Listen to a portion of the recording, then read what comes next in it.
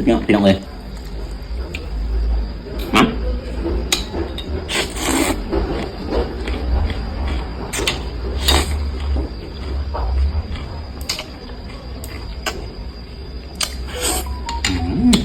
คือกับคนเขาอยากกินอะไรพี่น้องเลย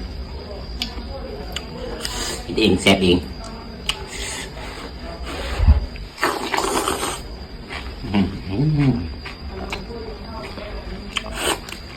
เอาคือเตาพี่น้องบอกว่าลายใหญ่ห่างเย็นหนามีแต่ว่ากินพี่น้องเลยสุกี้แห้งเฮ็ดเองพี่น้องมาจะจวดตรวจสุกี้แห้งคำยังไงเพื่อพี่พี่น้องคือเก่า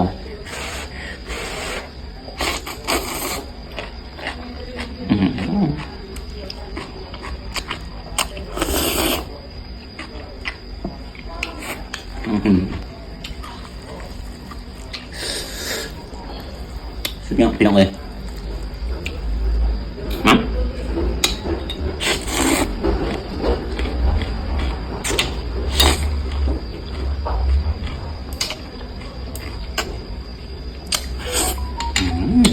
คือกับคนเขาอยากกินอะไรพี่น้องเลย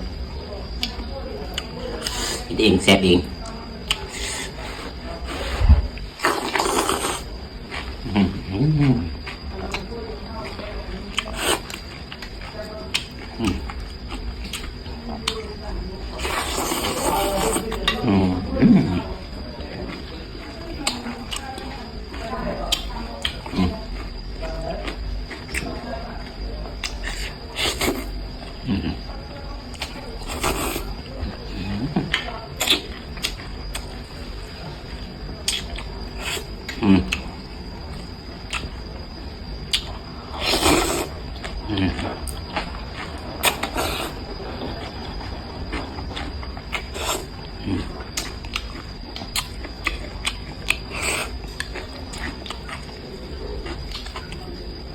แซ่บๆคือเก่าพี่น้อง